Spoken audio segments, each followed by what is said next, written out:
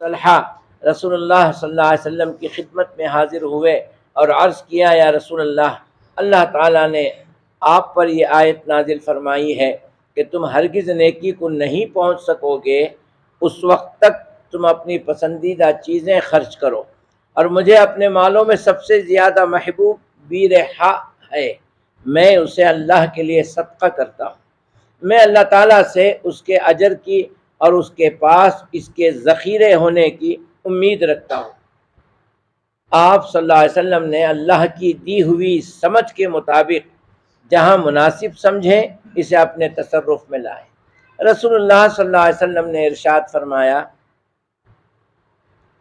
اوہو یہ تو بڑا نفع بخش مال ہے، یہ تو بڑا نفع بخش مال ہے، تم نے جو کچھ کہا ہے میں نے سن لیا ہے، میری رائے یہ ہے کہ تم اسے اپنے قرابت مندوں میں تقسیم کر دو۔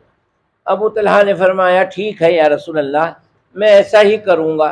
چنانچہ انہوں نے اسے اپنے رشتہ داروں اور چچا زاد بھائیوں میں تقسیم کر دیا۔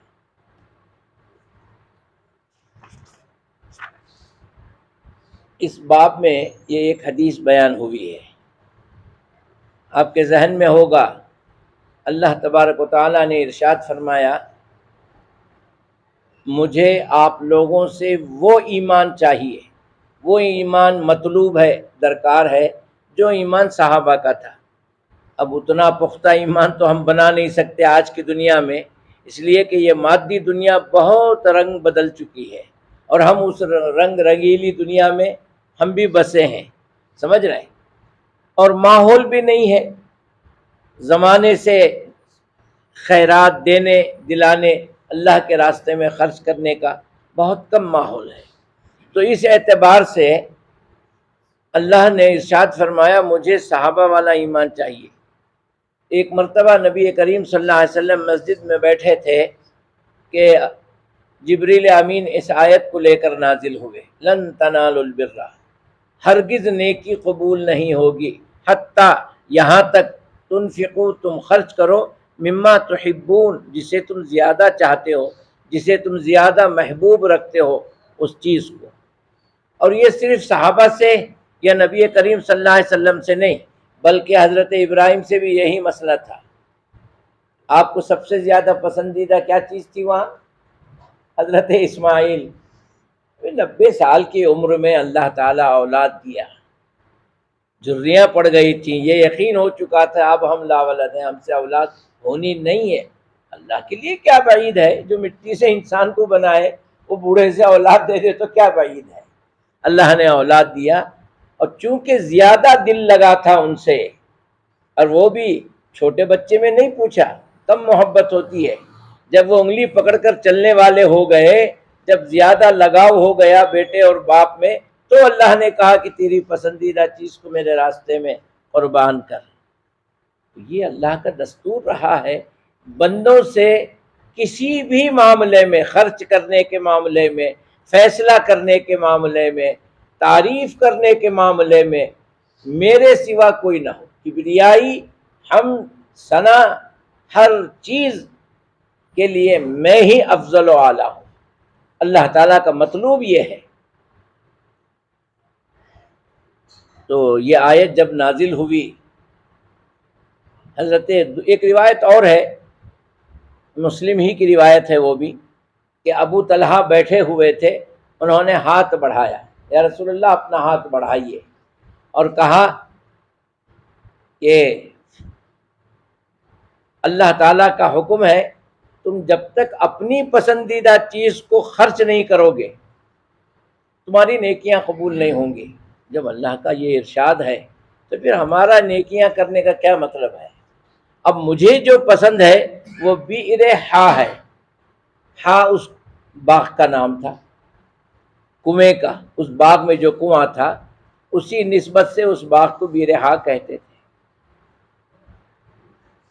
اور وہ مسجد نبوی کے بالکل سامنے تھا، اور اللہ کے رسول صلی اللہ علیہ وسلم وہاں جا کر کے کچھ دیر بیٹھتے ٹھنڈی چھاؤں میں، کھجوروں کے باغ میں، اور پانی بھی پیتے وہاں کا، اور اس وجہ سے بھی اس باغ کی بڑی اہمیت تھی، ایک تو مسجد کے بالکل قریب، اور دوسرا اللہ کے رسول وہاں آرام فرماتے تھے اور وہاں کا پانی پیتے تھے، تو اس لیے وہ زیادہ چاہتے تھے اسے، اور جب میری چاہت اللہ کو چاہیے میں نے آپ کو دے دی، اب آپ جیسے مناسب سمجھیں ویسے کر دیں۔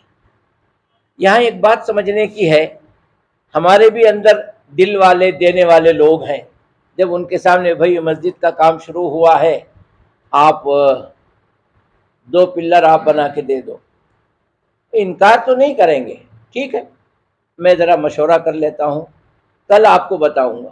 اب یہ گھر جا کر اپنی بیوی سے مشورہ کریں گے، اپنے بچوں سے مشورہ کریں گے، یا چھت ڈال کے دینا ہے، اتنی طاقت تو ہے ان کے پاس، انکار نہیں کرتے، لیکن مشورہ کر کے سوچ سمجھ کے پوچھ پاچھ کر کے آ کر کے ٹھیک ہے بھائی میں نے گھر میں بھی مشورہ کیا، لوگوں نے متفق ہیں، چلو میں دے دیتا ہوں۔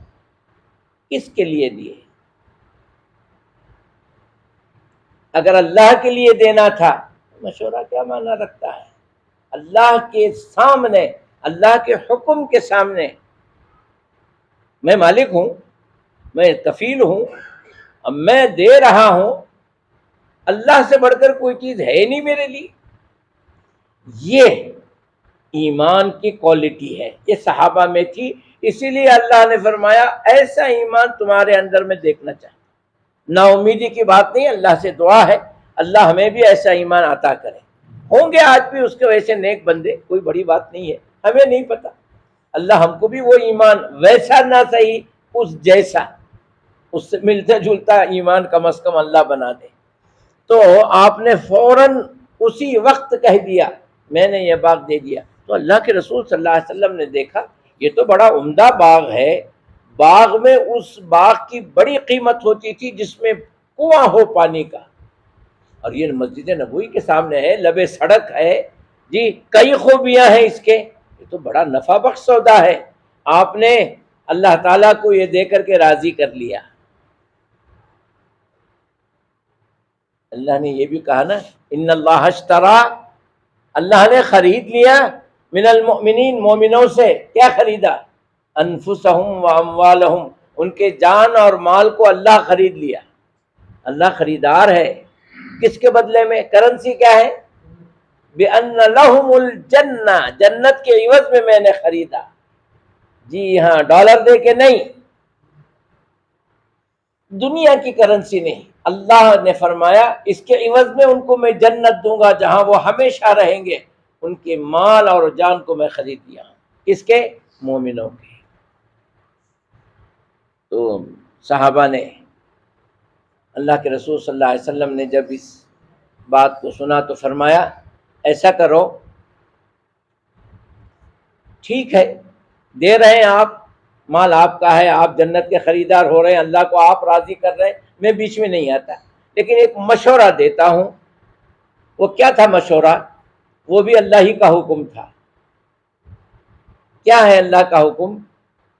جب اللہ تمہیں کفیل بنا دے، دینے والا بنا دے، تو پہلا حق کس کا بنتا ہے؟ ذوی القربہ، اپنے رشتہ داروں کا۔ بعض لوگ ہوتے ہیں ہر سال عمرہ کرتے ہیں، خالہ پریشان ہے گھر میں، ماں کی بہن خالہ کو کچھ نہیں دے رہے ہیں، اسے ایک بھی عمرہ نہیں کرائے، یہ خود ہر سال عمرے کو جا رہا ہے، اللہ کو ایسے عمرے پسند نہیں۔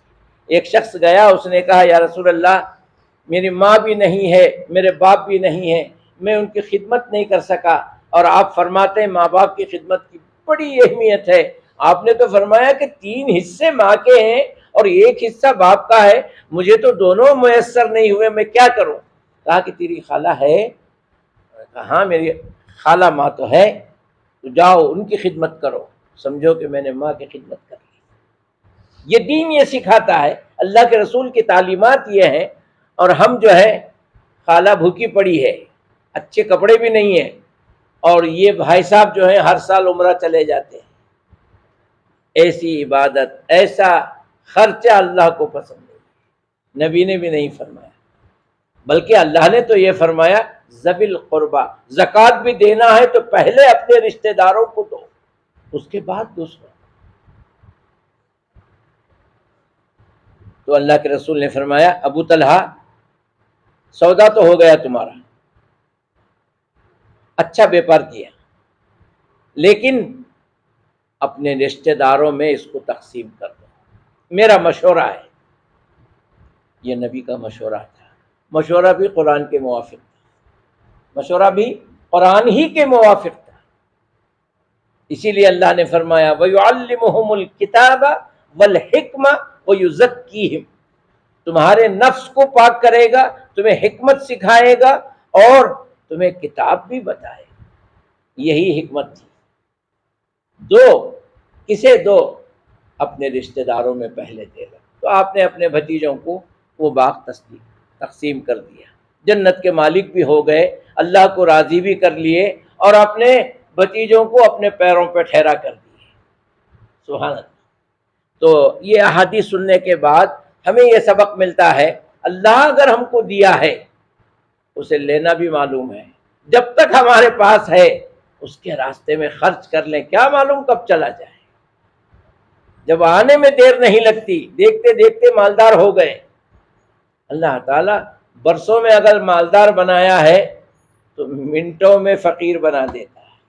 اور اللہ نے یہ بھی فرمایا اللہ غنی، تم اپنے آپ کو غنی مت سمجھو، مالدار تو اللہ ہے، وانتم الفقراء، تم سب فقیر ہو۔ سبحان اللہ۔ تو لہذا اللہ اگر دیا ہے تو موقع محل دیکھ کر اس کے غریب ضرورت مند بندوں کو دینا سیکھو۔ یہ فائدہ ہمارے ہی لیے ہے، دیتے دوسرے کو ہیں، فائدہ ہم کو ہوتا ہے۔ جیسے رمضان میں اگر کوئی روزہ نہیں رکھتا تو اس کا پنش کیا ہے، اس کی سزا کیا ہے؟ ہاں، روزہ توڑنے والے کا ہے۔ روزہ جو توڑ دیتا ہے وہ اللہ تعالیٰ یہ نہیں کیا کہ ایک روزہ توڑا ہے تو 60 روزے رکھ، 60 مسکین کو کھانا کھلا دے۔ تو مسکین ہمارے ہی بھائی ہے نا، فائدہ انہی کو ہو رہا ہے، اللہ کو کیا فائدہ ہو رہا ہے اس میں؟ تو یہ ہے اللہ کا منشا کہ میرے بندے ایک بیلنس بنا کے رکھے۔ میں دینا چاہوں تو ٹھوکر میں ہیرا دے دوں، لیکن میں چاہتا ہوں کہ تم دینا سیکھو، تمہارے اندر یہ اخوت آ جائے، ہمدردی آ جائے، تم اس کے دھنی ہو جاؤ کہ تم غریب کو اپنا بھائی سمجھو اور اس کی ضرورت میں تم بھی شریک ہو جاؤ۔ اللہ ہمیں یہ عادت نصیب فرمائے، صحابہ والا عمل ہمیں کرنے کی توفیق عطا فرمائے، اللہ ہمارے خرچ کرنے سے راضی ہو جائے۔ سبحانک اللہم و بحمدک، اشہد ان لا الہ الا انت، استغفرک و اتوب الیک۔